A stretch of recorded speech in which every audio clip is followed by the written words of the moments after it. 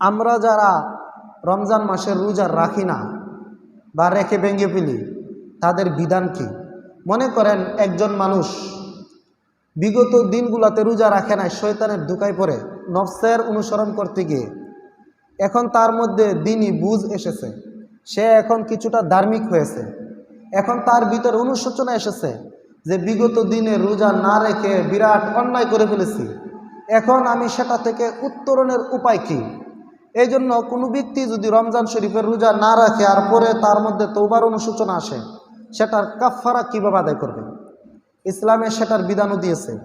যদি কেউ রমজান শরীফের রোজা না রাখে, ভেঙে ফেলে, ইসলাম বলে ফাসিয়ামু শাহরাইনে মুতাতাবিআইনে, কোরআনে আল্লাহ সেই বিধান দিয়েছেন, সে লাগাতার 2 মাস রোজা রাখতে হবে। তুমি কেন রোজা রাখো না, রোজা কেন ভেঙে ফেললে?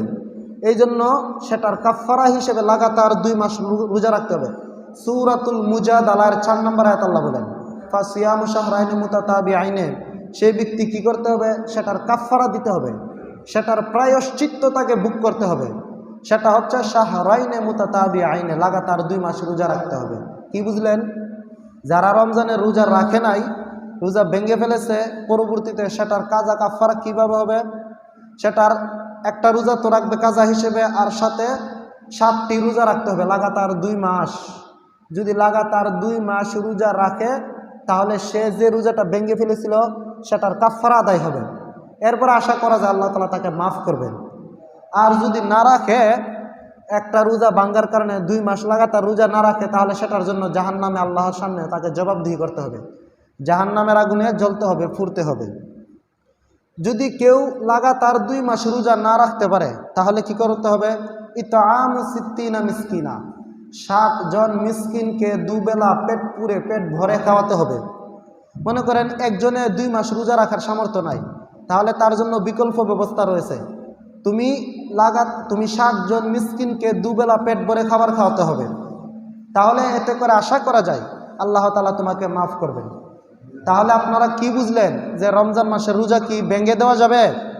ভাঙ্গা যাবে না। যদি ভাঙ্গেন, তাহলে সেটার কাফফারা হিসেবে একটা রোজার কারণে 2 মাস রোজা রাখতে হবে, তাও লাগাতার। যদি মাঝখানে কোনো কারণে ভেঙে যায়, আবার নতুন করে রাখতে হবে।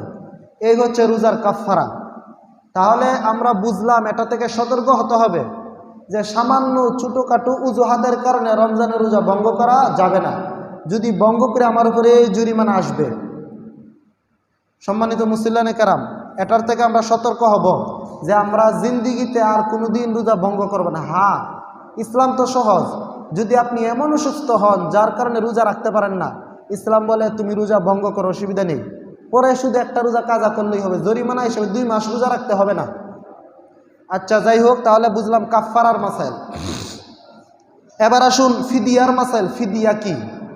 কোনো ব্যক্তি যদি রমজান শরীফের রোজা না রাখতে পারে, অতি বৃদ্ধ হওয়ার কারণে, অনেক বয়স্ক, এখন বার্ধক্যজনিত কারণে সে আর রোজা রাখতে পারে না, তাহলে এই ব্যক্তি কি করবে? এই ব্যক্তির বিধান হলো, মাসআলা হলো, এই ব্যক্তি প্রতিটি রোজার বিনিময়ে ফিদিয়া দিবে। ফিদিয়া কি? মনে করেন উনি মুরব্বী মানুষ, উনি এমন দুর্বল হয়েছে যে রোজা রাখতে পারে না, তাহলে ওনার বিধান কি? ওনার বিধান হচ্ছে উনি ফিদিয়া দিতে হবে। ফিদিয়াটা কিভাবে দিবে?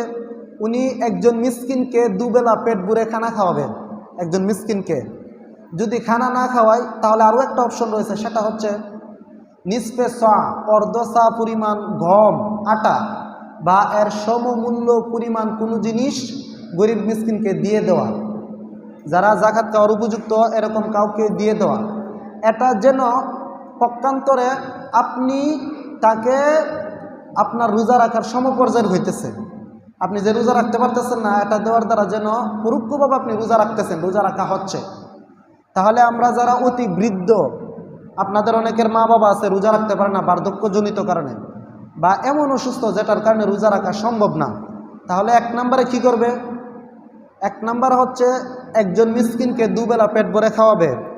যদি এটাতে সে রাজি না হয় বা না পারে, তাহলে একজন মিসকিনকে নিসফে সা, অর্ধ সা, অর্থাৎ সদকায়ে ফিতর পরিমাণ আটা, গম বা এর সমমূল্যের চাল, ডাল, তেল ইত্যাদি বা নগদ টাকা দিয়ে দেওয়া। নিসফে সা অর্ধ সা টাকার পরিমাণটা কি? এটা হচ্ছে 1 কেজি 635 গ্রাম। 1 কেজি 635 গ্রাম আটার মূল্য যত, কথার কথা আমাদের বাংলাদেশে নির্ধারণ করা হয়েছে 110 টাকা। আপনাদের আলীনগর বাজারে দেখবেন 1 কেজি 635 গ্রাম আটার দাম কত। এই আটার দাম যত, অত টাকা একজন গরিব মিসকিনকে দিয়ে দিলে ওই অসুস্থ ব্যক্তি যে রোজা রাখতে পারতেছে না সেটার ফিদিয়া আদায় হয়ে যাবে। কথা বুঝছেন তো সবাই? তাহলে আজকে আমরা কি বুঝলাম? আজকে আমরা প্রথমে বুঝছি রোজা রাখলে আমাদের ইহকালীন লাভ কি হবে। মেডিকেল সায়েন্সের 3টা উক্তি পেশ করেছি, বিজ্ঞান কি বলে। এই হচ্ছে আমাদের রোজা রাখার দুনিয়াবি লাভ। 2 নম্বরে আমরা বুঝেছি যে রোজার কেউ যদি না রাখে, ভেঙে ফেলে, সেটার কাফফারা কিভাবে আদায় করবে। 3 নম্বরে আমরা বুঝেছি কেউ যদি বার্ধক্যজনিত কারণে বা অসুস্থতার কারণে রোজা না রাখতে না পারে, সেটার ফিদিয়া কিভাবে দেবে, সেটার 2 সূরত আমরা পড়েছি। 3 নম্বর যেটা আলোচনা, আরেকটা মাসালা বলি প্রাসঙ্গিক। কেউ রোজা না রাখার কারণে বা রোজা না রাখতে পারার কারণে ফিদিয়া আদায় করেছে, ফিদিয়া আদায় করার কারণে পরে সে সুস্থ হয়ে গেছে, তাহলে তাকে আবার নতুন করে রোজা রাখতে হবে, সেটার কাজা আদায় করতে হবে। তাহলে আপনারা প্রশ্ন করবেন, সে যে ফিদিয়া দিয়েছে, হ্যাঁ ফিদিয়া যে দিয়েছে সেটার জন্য সে আলাদা সওয়াব পাইবে। এই হচ্ছে মাসআলা। আরও কোনো মাসআলা যদি কারো বুঝার বাকি থাকে তাহলে আমাদের উস্তাদগণ আছেন, ওনাদের থেকে বুঝে নেবেন।